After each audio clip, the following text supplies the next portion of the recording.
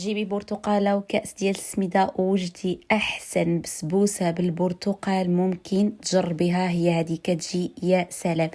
وما ننساش نقول لكم الا كنتوا جداد او الا كنتوا اول مره تشوفوا هذه القناه هذه ما تنساوش الاشتراك واللايك لهذا الفيديو. هذا راه كيستحق بزاف ديال اللايكات.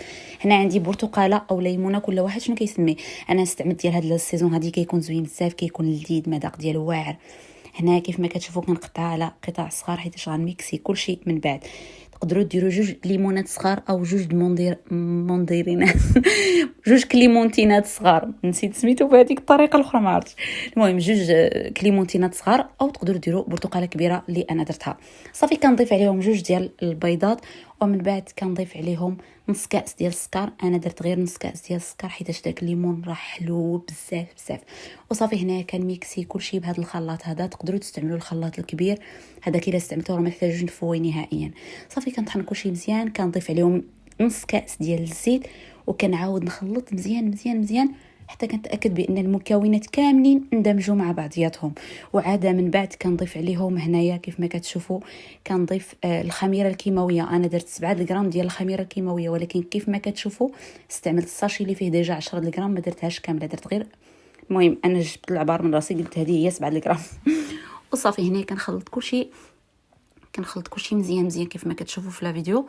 ومن بعد كنضيف عليهم كاس ديال السميده. بالنسبه للعبار ديال الكاس العنبه داك الكاس الصغيور ديال هاتاي كديروا 3 ما عامرينش، ما يكونوش عامرين، ديروا غير 3 صافي.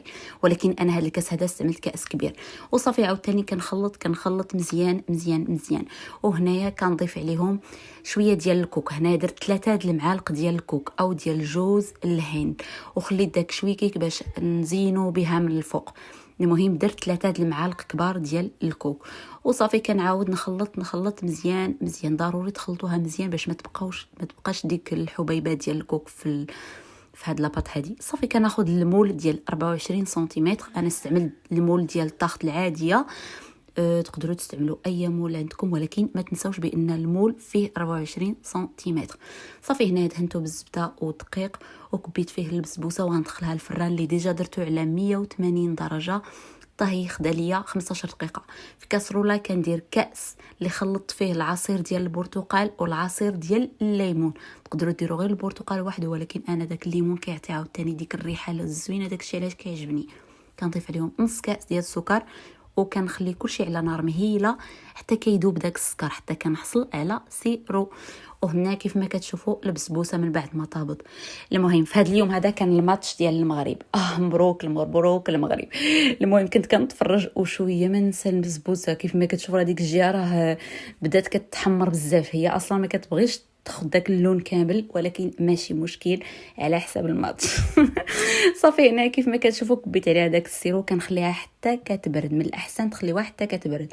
هنا كندهنها بلا كونفيتور ديال البرتقال اولا ديال لا بغيكم من الفوق بهذه الطريقه هذه، غير باش تشد ليا داك الكوك من الفوق. وصافي ولكن ماشي ضروري، تقدروا ما ديروش ليها لا كونفيتور من الفوق نهائيا. صافي هنا كندهنوا بهذه الطريقه هذه وكنزينها بالكوك وبالبرتقال، وكتدخلوها للثلاجه حتى كتبرد على خاطرها 1 ساعه تقريبا. صافي انا هذه كتعجبني مع كويس ديال اتاي ديال النعناع او مع عصير علاش لا، كتجي يا سلام. صافي كيف ما كتشوفوا هنا كنزينها بالكوك من الجناب بهذه الطريقه هذه.